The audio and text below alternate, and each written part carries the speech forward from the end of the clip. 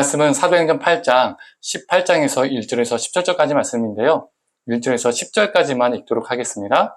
그 후에 바울이 아덴을 떠나 고린도에 이르러 아굴라라 하는 본도에서 난 유대인 한 사람을 만나니 글라우디오아가 모든 유대인을 명하여 로마에서 떠나라 하는 고로 그가 그 아내 브리스길라와 함께 이달리아로부터 새로 온지라. 바울이 그들에게 가매 생업이 같음으로 함께 살며 일을 하니 그 생업은 천막을 만드는 것이더라.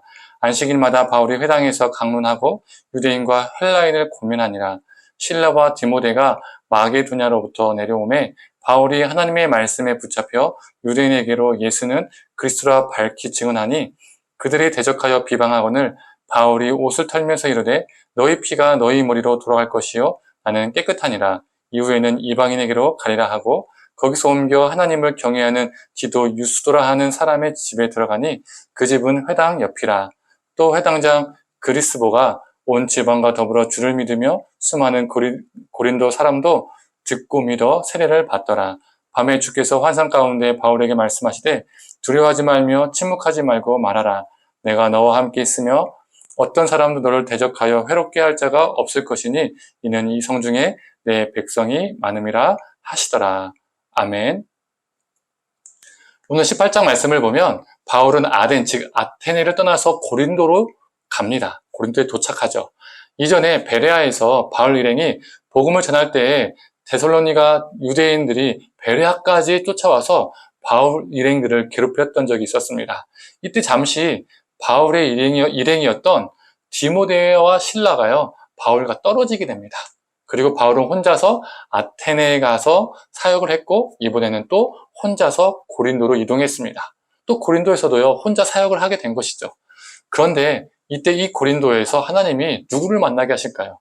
브리스길라와 아굴라를 만나게 하십니다. 이 둘은 우리가 잘 알고 있는 것처럼 부부죠.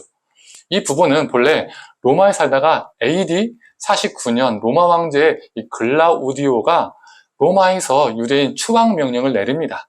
이때 로마에서요, 많은 유대인들이요, 이렇게 여러 지방으로 흩어지게 되는데 이 부부는 고린도로 이주한 사람이었습니다. 이 고린도에서 바울은 이 귀한 부부를 만나서 함께 천막을 만들며 동역을 이루었습니다. 이렇게 하나님은 홀로 있던 바울에게 동역자를 붙여주셨습니다. 또한 잠시 떨어져 있었던 디모데와 실라도 고린도에 도착해서 함께 다시 사역을 하게 되었죠. 바울은 다시 천군만마를 얻게 된 것입니다. 바울은 고린도에서 복음을 전했지만 고린도에서도요, 이전과 비슷한 일이요 또 일어났죠. 바울은 회당을 거점으로 복음을 전했으나 또 유대인들이 거부했습니다. 바울은 그 자리를 떠나서 디도 유스도 집에 머물렀습니다. 그런데 그때 환상 중에 두려워하지 말며 침묵하지 말라라는 하나님의 음성을 듣게 됩니다. 하나님께서 바울에게 이런 말씀을 하셨다는 것은 바울이 상당히 위축되었다는 것을 말해주죠. 가는 도시마다 자신의 민족인 유대인들에게요, 거센 저항을 받고요, 그들이 정말 큰 가장 반대자였습니다. 괴로웠습니다. 그리고 늘 자신을 죽이려고 했죠. 그러니 바울의 입장에서는 낙담도 되고 두려웠을 겁니다. 그때 하나님께서 두려워하지 말고 침묵하지 말라라고 말씀하십니다. 그리고 이어서 이렇게 말씀하시죠. 10절 후반부 말씀입니다. 이는 이 성중에 내 백성이 많음이라 하시더라. 열왕기상 19장을 보면요, 엘리야가 하나님을 따르는 백성이 자신밖에 남지 않았다라고 한탄을 합니다. 절망을 합니다. 그때 하나님께서 바알에게 무릎을 꿇지 않은 하나님을 경외하는 자가 아직 7,000명이 남았다라고 엘리야에게 말씀해 주시죠. 엘리야를 위로해 주시는 겁니다. 그에게 힘을 주시는 거죠. 너 혼자 아니야. 수많은 사람들이 아직도 남아있어 라고 말하는 겁니다. 오늘 본문도 동일합니다. 이 고린도 성읍에 바울아, 또 혼자 있는 거 아니야. 나의 백성이 많아. 그러니 두려워하지 마. 침묵하지 마. 이렇게 말씀하신 것이죠. 그리고 실제로도 하나님께서는 브리스길라와 아굴라를 붙여주시고 실라와 디모데도 다시 만나게 하셨습니다. 또한 회당장 그리스보와 그의 온 집안이 주님을 믿게 하셨죠. 그리고 제일 중요한 것이 무엇이죠? 조금 전에 읽었던 10절 초반에 제일 중요한 게 나와 있습니다. 읽어보겠습니다. 내가 너와 함께 있음에. 바울은 홀로 고린도에 간 것 같지만 그 모든 순간순간마다 하나님이 바울과 함께 해주셨습니다. 그리고 내가 너와 함께 있음에 이 말씀 다음에 무슨 말씀이 나오죠? 어떤 사람도 너를 대적하여 해롭게 할 자가 없을 것이니 내가 너와 함께 있으니까 내가 너를 지켜주고 보호해줄 것이다 라고 하나님께서 약속하시는 것이죠. 그리고 약속은 이루어졌습니다. 유대인들이 갈리오 총독에게 바울을 고발해서 법정에 세웠습니다. 그런데 갈리오가 어떻게 합니까? 그 판결을 거부합니다.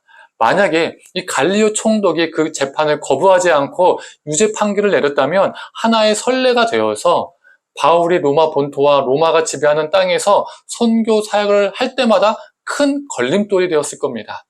또한 바울도 이 판결을 통해서 크게 상함을 당했겠죠.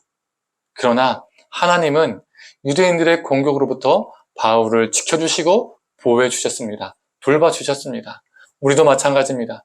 우리도 두렵고 막막할 때가 있습니다. 우리 삶이 위험에 처했을 때가 있죠. 또한 홀로 덩그러니 놓여 있는 것처럼 느껴질 때가 있습니다.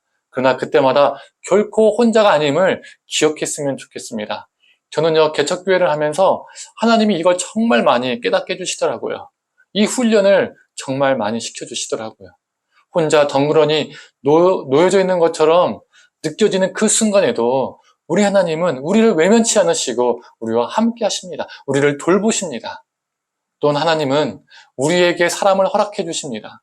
엘리야도 혼자 있다고 낙심하고 있었을 때 하나님은 네 눈에 보이지 않을 뿐 여전히 그 수많은 사람들이 너와 동역하고 있어 라고 말씀해 주신 것이죠.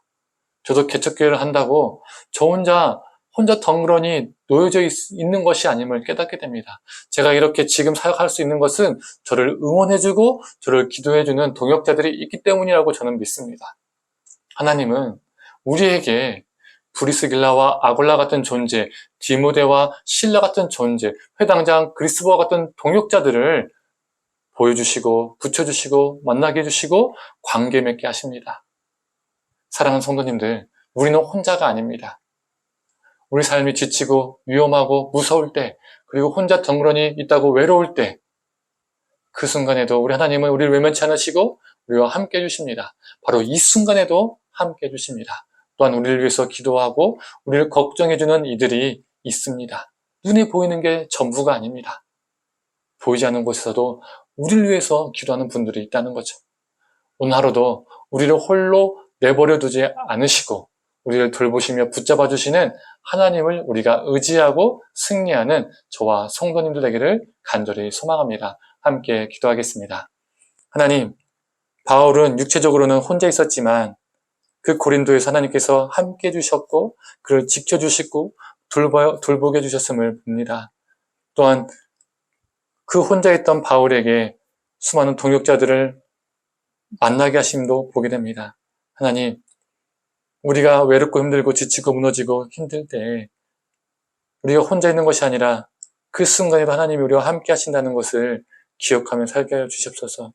하나님의 어루만짐을 우리가 민감하게 느끼게 하시고 경험케 하시고 또한 우리를 위해서 함께 기도하고 동역하는 수많은 이들이 있다는 것을 기억하며 하나님, 홀로 걸어가는 것이 아니라 주님과 함께 그리고 동역자들과 함께 이 신앙의 삶을 하나님 나라를 잘 일구어갈 수 있는 우리가 되게 하여 주시옵소서. 감사드리며 사랑에 많으신 예수님의 이름으로 기도드립니다. 아멘.